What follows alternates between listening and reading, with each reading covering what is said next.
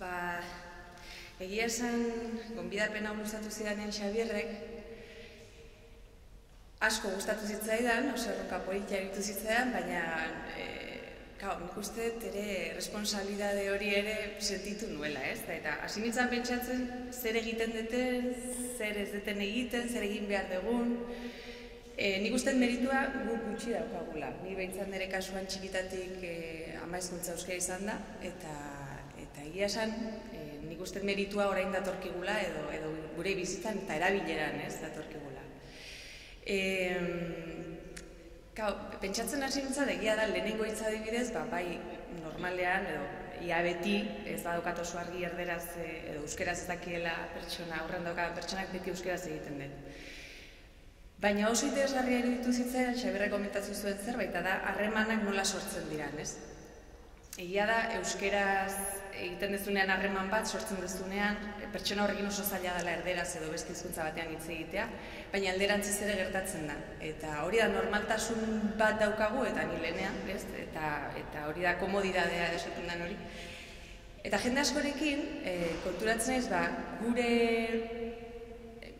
eta gainera gehien bat nire aldetik izaten da, erderaz aztertzeala erreistasunagatik, ez? Eta askotan beste pertsonak igual euskeraz nahi du hitz egin, nahi du euskeraz hitz egitea berak ere ikasteko, ez? Eta nik uste hori dela gure, nire pertsonalki nire erronka hori da, ez? 11 egun horietan eta lehenago eta geroago, pertsona horiekin, behintzat euskeraz ulertzen duten horiekin, edo ulertu nahi duten horiekin, edo hitz egin nahi duten horiekin, harremanak euskeraz sortzea, hastea, behintzat hortan, eta horrela jarraitzea. Eta gero beste erronka oso garrantzitsu bat iruditzen zait, harremanak erderaz dauzkagun harreman, normaltasunen dauzkagun harreman horiek ere, horri buelta ematea. Hori, bai, nik uste gehiago kostatzen zaigula denoi, baina nik uste hori dela garrantzitsuena, ez? Ohitura horiek hartzea. Erdaldun jaio nintzen Donostian. Sí, nací erdaldun en San Sebastián. Belarrimocha me llamaban en el cole. Cuando, pasados unos años ya adulto, inicié mi maratón en euskera, la primera meta que me propuse fue, curioso, ser belarriprest.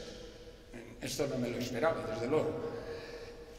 Trataba únicamente de conseguir que nadie, por mi culpa, tuviera que pasarse al castellano. Ez zen erraza izan. Esta ere garrantzi txikikoa.